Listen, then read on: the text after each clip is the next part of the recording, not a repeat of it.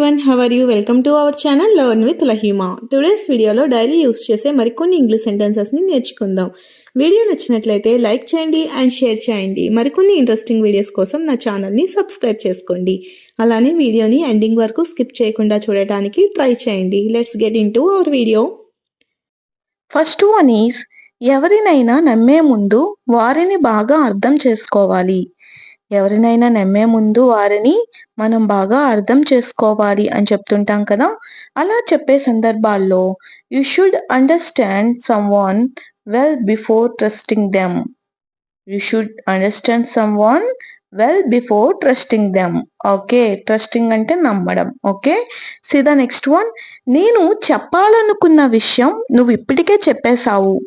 నేను ఏదైతే విషయం చెప్పాలనుకున్నానో ఆ విషయాన్ని నువ్వు ఇప్పటికే చెప్పేశావు అని చెప్తుంటాం కదా. అలా చెప్పే సందర్భాల్లో you already said what I wanted to say. You already said, నువ్వు చెప్పేశావు.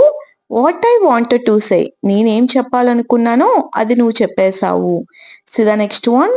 ఈ అనుభవం నాకు జీవితంలో మంచి పాఠం నేర్పింది. ఈ యొక్క అనుభవం నాకు జీవితంలో మంచి పాఠం నేర్పింది అంటూ ఉంటాం కదా. దీన్ని ఇంగ్లీష్లో this experience taught me a valuable lesson in life.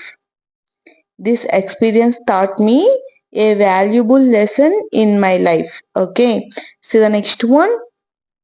అవసరం లేని విషయాల గురించి ఎక్కువగా ఆలోచించకు. అవసరం లేని విషయాల గురించి ఎక్కువగా ఆలోచించవద్దు అంటూ ఉంటాం కదా. అలా చెప్పే సందర్భాల్లో don't over think things that are unnecessary. Don't over think things that are unnecessary. Okay, so the next one. నువ్వు ఎంత ఎక్కువ సాధన చేస్తే అంత బాగా నేర్చుకుంటావు. నువ్వు ఎంత బాగా ప్రాక్టీస్ చేస్తే అంత బాగా నేర్చుకుంటావు అని చెప్తుంటాం కదా. అలా చెప్పే సందర్భాల్లో the more you practice the better you will learn. The more you practice, the better you will learn. Okay, see the next one. మనం చేసే చిన్న ప్రయత్నాలు కూడా గొప్ప ఫలితాలను ఇవ్వగలవు. మనం చేసే చిన్న ప్రయత్నాలు కూడా చాలా మంచి ఫలితాలను ఇవ్వగలవు అంటూ ఉంటాం కదా. అలా చెప్పే సందర్భాల్లో ఇంగ్లీష్లో even hour small efforts can produce great results. Even our small efforts can produce great results. Okay, see the next one. అతను తన లక్ష్యాన్ని చేరుకోవడానికి చాలా కష్టపడ్డాడు. అతను తన లక్ష్యాన్ని చేరుకోవడానికి చాలా కష్టపడ్డాడు అని చెప్తుంటాం కదా.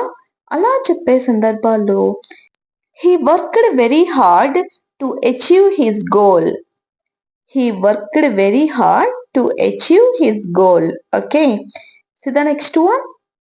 ఏ పరిస్థితుల్లోనైనా ప్రశాంతంగా ఉండడం చాలా ముఖ్యం.